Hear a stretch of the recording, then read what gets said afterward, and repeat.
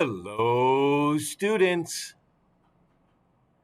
Hey, today we begin our next topic number 7, which has to do with ecology. So, we're going to be talking a lot about ecology this week. And so, hey, why don't we just get started? Yeah, I think that's a great idea. So, ecology. What in the world is ecology? Oh, where'd I go? Hey, I'm back. All right. What in the world is ecology? I disappeared there for a moment, but I want to be back in order to talk about ecology. So, what in the world is ecology? Well, when a lot of people think about ecology and studying this topic, they think of the earth and things that go on planet Earth. Is there a connection? I would say yes, there is. So, in our notes, we're going to explore some common words today that are discussed and described and learned about in this topic of ecology, beginning with the word itself. Ecology comes from the Greek word oikos. I know it doesn't really sound the same. In fact, I think there's a yogurt named after that, isn't there? But oikos is the word from which ecology is derived. And the Greek word oikos actually means household or home. And so, ecology, if you look at this little picture that I've drawn for you, you see an illustration of a household or home on planet Earth. Because essentially, ecology is the study of Earth's households. Now, that doesn't necessarily mean the house or the home that you live in or your neighbor lives in, but rather a much more broad context. It is the study of Earth's households, the households within which all of Earth's organisms inhabit. From the broad scale, from the really big, including the Earth itself, all the way down to a single drop of water, and even smaller than that if you think about it. But the households of planet Earth can be of an incredible variety of sizes, shapes, and compositions. But no matter how big or how small, there are some things that the households of Earth have in common. There are relationships. Just like in your own household or home, you've got a relationship between you and your siblings if you have them, between you and your pets if you have them, between you and your parents or grandparents or guardians, or even just between you and the non living parts of your home, like your bed. You probably all have a relationship with your bed every night when you go to sleep. You lay down and you fall asleep on your bed and you put your covers over you. Some of you may still want to be there now. Who knows? Uh, so, relationships aren't necessarily social relationships that you're talking with one another, but interactions. Relationships are described as interactions. So you can have relationships or interactions between living and non-living components of a household or home on planet Earth. So again, ecosystems can be as vast and large as the entire planet. They can also be as small as a blade of grass. So let's focus on this word ecosystem first. An ecosystem is an area, so it's a space, a location, where the biotic or the living parts of an environment and the abiotic or the non-living parts of an environment interact with one another. So, an area where biotic and abiotic factors interact is an ecosystem. And again, this could be as an ecosystem could be described as the entire planet Earth or a single drop of water and anything in between. It could be the oceans of the world or a single pond. It could be a forest or a single tree. It could be the ocean or a single drop of water. Wherever there is an interaction or a relationship between living and non living things, we call that an ecosystem. So there is an endless variety of ecosystems on planet Earth. So, again, some of these more specific examples that you could include in your notes. And this is not an exhaustive list. This is just the beginning. A lake, a swamp, a river, the ocean, a forest, a field, a drop of water. You could, in fact, you could pause right now and come up with a list of your own that would be a mile long, I am sure. But anywhere there is a relationship or an interaction between living and non living things can be described as an ecosystem. All right. Now, the next term here is called a community. If you think about where you live, you might, if someone asked you, hey, where do you live? You might answer by the name of the town or the township within which you live. And when you're asked about what is your community like, you might describe the type of people that live there.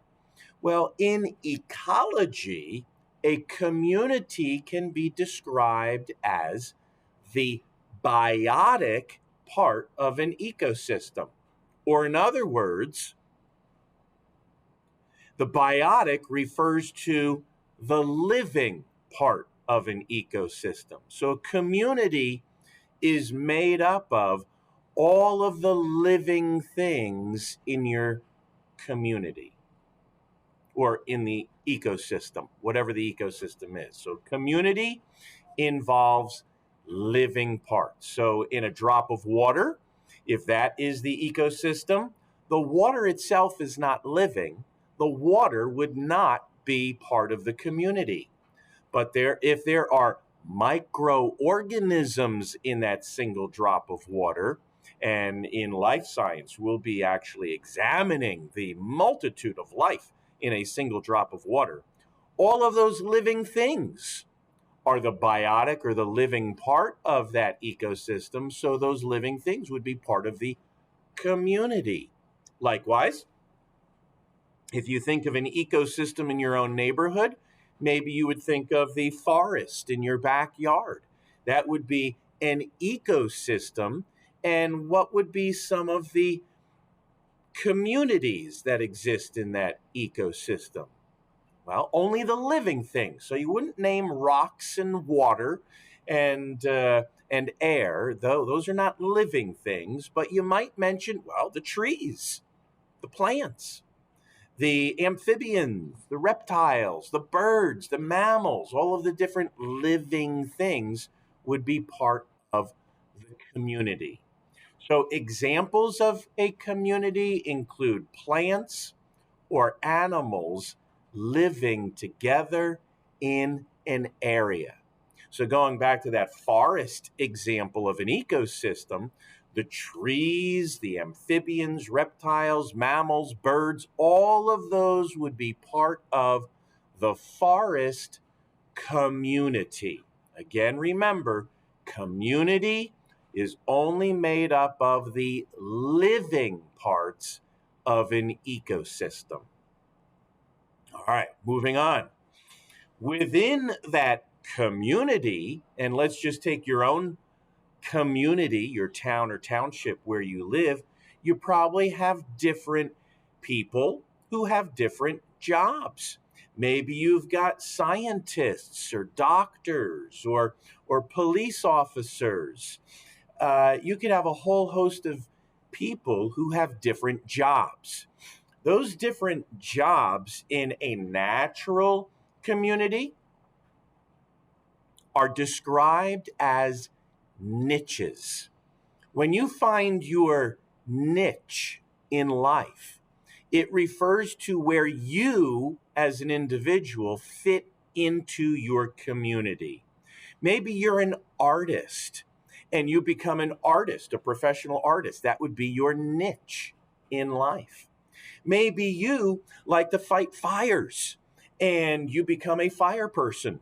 That would be your niche in life.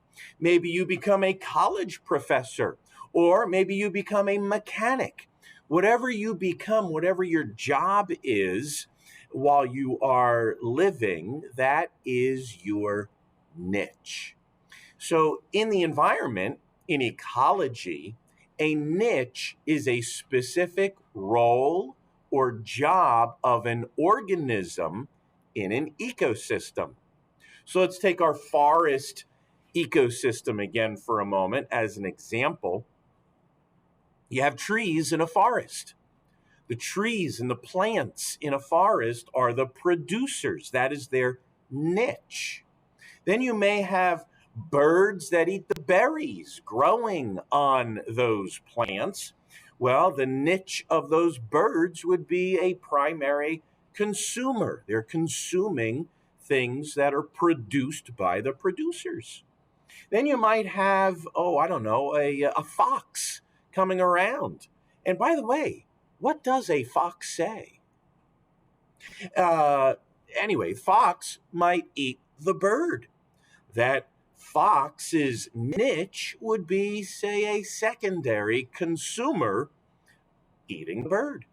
And you could have, well, that fox dying one day, and you've got some organisms, the bacteria and the fungi that decompose the body of that fox. Well, those organisms' niche would be the decomposers. In a healthy ecosystem, you have a variety of specific roles or jobs or niches of organisms in order to recycle all the material and the energy that flows through an ecosystem. The more niches there are, the healthier that ecosystem is going to be. Now, one of the indicators of a healthy ecosystem is what we refer to as the population of individual members of a community and whether they are in check or in balance with one another. Maybe you've heard of invasive species, like, let's say, recently we've had the lanternfly that has taken over. The population has skyrocketed because it doesn't have a natural niche in the ecosystem within which we live. And until that population of lanternflies is brought back into balance, well, the population of other species of plants, particular trees, starts to decline. There's an imbalance when there is not a good balance of niches or roles or jobs of different organisms. And nature has a way of bringing things into balance. But let's focus on this word population for a moment.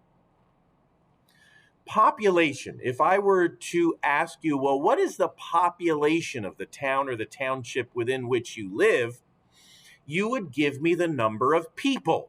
You would assume that I was talking about the population of human beings. So you'd tell me maybe within your town there are 5,000 people that live there. That would be the number of human beings within that town or township. Well, in ecology, when we talk about population, we're talking about a group of similar organisms in an area. Now, that might be the population of humans, but it might be referring to something else. The similar organisms are the biotic part of an ecosystem. I could be asking you, like this picture is inferring here. I could be asking you the population of ants in a particular ant hill, or the population of ants in a forest, or the population of ants in your house, or the population of ants in your pants. Hopefully, not the latter. But population can be much farther reaching than just people. Because when we learn about ecology, population could include any living part of an ecosystem. It could be all of the ants. It could be all of the worms in your backyard. It could be the number of grass plants in your front yard. It could be just about anything. It could be the bacteria in your poop. When we talk about population, it could be populations of organisms that are really small or really large. Like elephants, could be the population of elephants in a certain region of Africa or India. So you have to be very specific about population. But regardless of what the specific species is, we can talk about population density. Now, if we look at this picture here, this is certainly illustrating the population density of a certain species of organism, namely human beings. I think this is on the outskirts of Mexico City, one of the most densely populated places on planet Earth. And imagine living in one of these houses. Imagine getting home every day after a hard day of school or work. You'd literally have to climb over other people's houses to get to your home. This is an area of very high population density. Now, if we're talking about something other than people, we can have population density described as well. But what exactly is population density? Well, it's the number of organisms. Again, regardless of what type of organism we're referring to, it could be humans, could be ants, doesn't matter, but it's the number of organisms per unit area.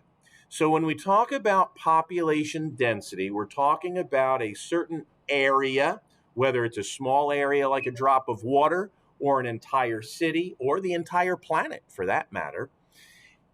So whatever area is that you're discussing, you have to be specific about the area, and you have to be specific about the organisms that you're discussing. The population density of people on planet Earth can be described in one way. The population density of people in this classroom is described in a different way. Same organism, different area. So you have to be specific about the organism and the area. But there is an equation that we can use to calculate the population density of anything. And it's simply this. Population density is described as the number of organisms, and this symbol here mathematically is read as per, and we're not talking about a happy kitty. We're talking about the mathematical function of division. So per means divided by. So density is equal to the number of organisms divided by the square units of an area. So whether we're talking about square inches or square kilometers or whatever the area unit might be. Now, I just moved my box over because in your notes, what I'd like you to do is put a box around this equation so that you can study it and remember it for later in the week. Density equals the number of organisms, and the number of organisms is symbolized by the letter N, divided by square units, which is abbreviated by the letter S. And density is described with the letter D. So today's lesson has been brought to you by the letters D, N, and S. But let's continue before we finish up here. Let's talk a little bit about population growth because it can be very quick. It can be what's called exponential, in fact. But we're going to finish up today talking a little bit about population growth here. So let me show you some pictures, starting with this one. We can start a population, and in fact, we'll just start a population of emojis here with one baby emoji. Well, when one baby emoji grows up and finds another emoji that it falls in love with, they might give birth or rise to two more emojis. Golly, when I was your age, emojis didn't even exist. As recent as 5 years ago, there were only a handful of emojis. Nowadays, there are hundreds of emojis. The population growth of emojis has skyrocketed. It has exploded, ladies and gentlemen. And why is that? Well, because populations always grow. And until we get rid of some emojis, they're just going to continue to grow. In ecology, there are two factors that affect population growth. The two factors are birth and mortality. Population growth is related to birth, which I'm sure you are familiar with, the concept of birth giving rise to something new like baby humans. And mortality might be a word that's unfamiliar to you, but it's a nice way of saying death. Here's a picture of a coffin here illustrating mortality. So if you have more things, and again, keep in mind, we're not necessarily just talking about humans. We could be talking about bacteria, ants, elephants, trees, doesn't matter, any living thing. But if we have more living things, more of a species being born than are dying, then the population is going to grow. If we have more of a species dying than are being born, the population is going to decline. So, exponential growth, which is what happened over the last few years with the lanternflies, for instance, is a result of things being born at a rate higher than they're being consumed and dying. And exponential growth describes this process. And when we produce a graph illustrating exponential growth, it produces what's called a J shaped population curve. I know that's a mouthful. And they say a picture is worth 1,000 words. So rather than talking another 1,000 words, let me show you a picture. So I'm going to illustrate for you what exponential growth looks like. So here's a graph. If we were to draw a graph with time on the x-axis and population on the y-axis, over time, if a population is growing exponentially and it's not being put into check or being controlled by something else, the numbers will rise exponentially, meaning over time, the population is going to increase at a faster rate. That's what happened with the lanternflies. That's what happens with bacteria that are out of control. Some people even argue that that's what's happening with the human population on planet Earth. But if you look at a graph, and if the shape of the graph goes up exponentially, use your imagination and you can see how the shape of this line looks like the letter J. It is a J shaped curve. A J shaped curve is one that has that is illustrating exponential growth, a J-shaped curve. What if we control that population growth, which many would argue in ecology that is a good thing? Like if there are too many bunny rabbits hopping around, they're going to destroy your garden, eating all of your veggies. So, but if a fox moves into the neighborhood, well, a fox will see all of those bunny rabbits hopping around and say, yum, yum, I've got a tasty meal in front of me. Now, I know some of us might get squeamish at the thought of a fox eating a bunny rabbit, but that's the circle of life. Somebody's got to eat, and they got to get their food from somewhere. So when a fox comes into an area where there is exponential growth of bunny rabbits, well, that can produce controlled growth. Controlled growth, if we were to graph it, and we'll have fun with this in the lab activity this week, but controlled growth produces a different shaped curve. If we see a graph, and we'll see it here in a moment, and the graph looks more like the letter S, then that illustrates controlled growth. So check it out. Over time, time passes, a population of some sort, and let's talk about the bunny rabbits. Let's say the bunny rabbits are reproducing like bunnies, and the population grows exponentially. It will get to a certain point, a critical population called the carrying capacity, which we'll be learning about. And at that point, a predator may move in and start attacking the population, and the population will balance off at the carrying capacity. Again, use your imagination, and if you look with a tilted head, you may see that this looks like the letter S. Controlled growth produces an S-shaped curve. But hey, we're not done yet, although we almost are. We could also experience what's called declining growth.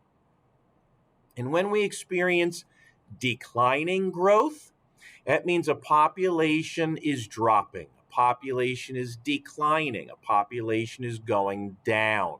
For instance, the spotted lanternfly came into the northeastern part of the U.S. and as a result has lowered the population of a certain species of tree called the tree of heaven. There is also an ash borer, an insect that is going crazy right now. The population of this ash borer is on the rise, and guess what's happening to the population of ash trees? Population of ash trees is declining. And if we were to look at that on a graph, this is what it looks like, folks. If this is the population of ash trees, just look in the last just couple years here in our own township, you can see entire forest stands of ash trees declining. The population is going down. Why? It's because of a little bug.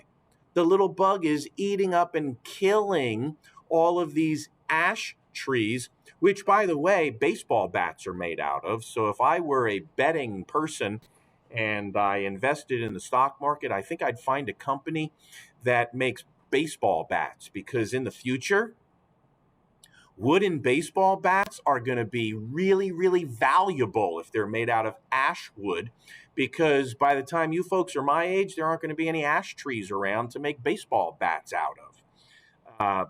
Nonetheless, the point is, this graph is showing a population decline. Now, I made mention of something a little while ago called carrying capacity, and I want to kind of finish today's lesson with this concept of carrying capacity. The carrying capacity of an ecosystem can be described as the maximum sustained population. In fact, this looks like a graph I showed you earlier, the S-shaped graph. And the top of the S, if we were to draw a line on that graph, The top of the S describes the carrying capacity. Every population, whether you're talking about bacteria or people, has a certain carrying capacity, a maximum population that can be sustained within that ecosystem. We live in a rural area, and it's not uncommon for us to see dead deer on the side of the road. There is a carrying capacity of deer in this region. If the population gets too high, well, more deer start getting hit by cars. So what do? We bring in hunters. Hunters are deer's predator in this area, and we hunt the population to bring an exponential J shaped curve down to an S shaped curve, which is better for the population of deer because the ecosystem can support a certain population. When the population gets too high of deer, they don't have enough food, and then they start running around and running into trees and, well, running into cars and so forth, and that's not a good thing. And so this carrying capacity implies, last word of the day, competition. Competition is a struggle for resources. Whether you are talking again about deer, rabbits, plants, bacteria, people, no matter what the organism, there's always competition for resources between predators and prey, between habitat loss, between food resources, water resources, air resources, no matter what it is, every living thing experiences competition. You also experience competition. We make light of it with athletic games, but in real life, you will compete for resources as well. As you grow up and you find your niche in your community, you will be competing against other people fighting for that niche for a paycheck, to buy food, to buy a home, to stay alive. Competition is where it's at. It's natural, it's organic, it's part of being alive. We've talked about a lot today, and we'll save the rest of our notes for tomorrow because you need some time to digest all of this stuff we've talked about. So be sure you study your notes, be ready for tomorrow's lesson. It'll be a little less intense than today's. And so, without further ado, I'll say bye bye for now.